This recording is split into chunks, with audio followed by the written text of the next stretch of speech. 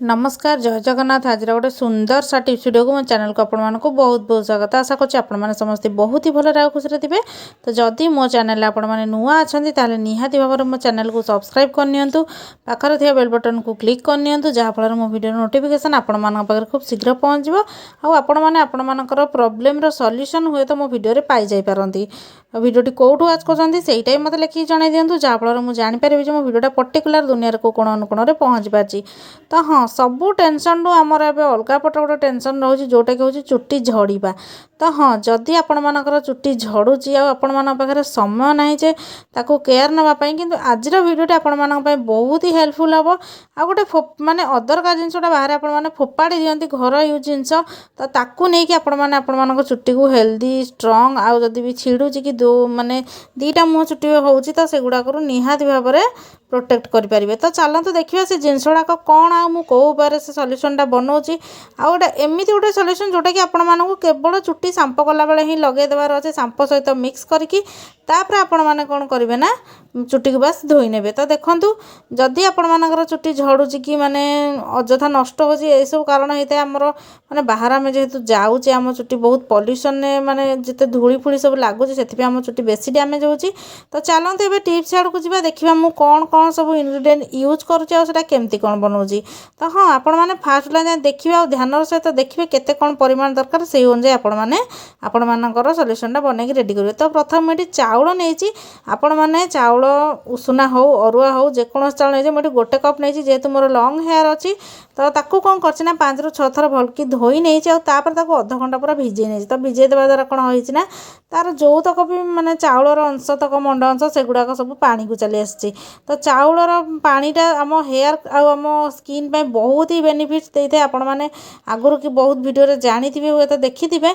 तो से चाउलर पानीटा मुझे जहाँ जोटा कि आम चुट्टीटा को ड्राइनेस रु रक्षा कर आम चुट्टी को गोटे भल लेयर दब। आपण मानक बारंबार किसी कंडीशनर कि किसी सीरम यही सब जिनस यूज करा पड़ोनी। तो देखूँ ये टाइप चाउल को आपण मैंने भिजे ने पूरा अध घंटा बेसी ना। तो आपण मैंने सांप कर घंटाए पूर्व प्रिपेयर करने बा सांप कला बेले सांप सहित मारिकी आपको टिके समय रखिकी धोई ने।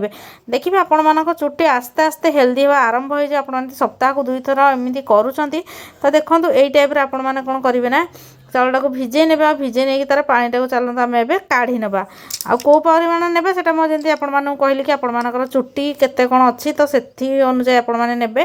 तो ये गोटे गिना को मुझे पानी को काढ़ी नौ चाउलर पानीटा को।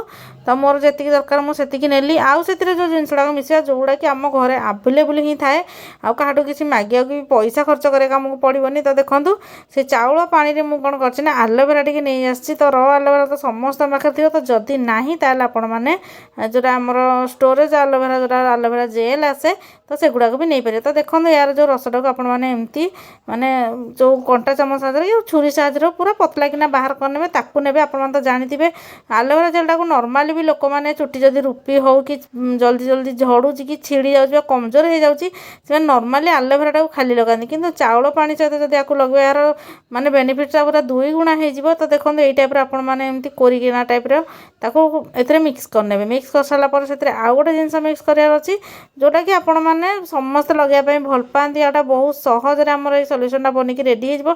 हाँ गोटे सबू बयसर लोक आपको यूज करें ना कि खाली बड़ लोक केमती यूज करे जमा नुहे। आपण मैंने सबू बयसर जो बयसर होता लेडीज हूँ जेन्ट्स हूँ समस्ते यूज करेंगे। आउ यूज कर सारापर आपण मैंने गोटे थर लगेला आपण मानक चुट्टीर टेक्सचर ही जानीपर चुट्टीटा केते स्मूथ आउ सिल्की हो। आपण मानक अଯଥା किसी खर्च करा पड़ोनी चुट्टी। तो देखूँ एबे एतिकी मु नहीं जाइए तथापि 2-3 चामच हम आमर आलोवेरा मु नहीं जाइए। आपण मैंने जदि नौकरी स्टोरेज वाला आलोवेरा ताले टिके कम परिमाण में नेबे। किंतु एटा आम चुट्टी रो आलोवेराटा बहुत भल बेनिफिट देव जो आमर स्टोरेज आलोवेरा अपेक्षा। तो देखो यहाँ मिक्स एबे हो जाइए। तो 2टाक जिनस आउ ए सांपू ना। तो जो सांपू आपण मैंने यूज कर बेसी भल हम माइल्ड सांपू जमती कि छोट पिला जो सांपूटा आसे माने बेसी किसी हार्मफुल केमिकल जो मिसी न हर्बाल हो यही टाइप ने। तो मो पाखे जोटा आवेलेबल था मुझे नहीं जाइए। आपण मानक चुट्टी जी परिमाण सांपू आवश्यक करे आपण मैंने ସେତିକି ପରିମାଣର ସାମ୍ପୁ ନେଇଯିବେ।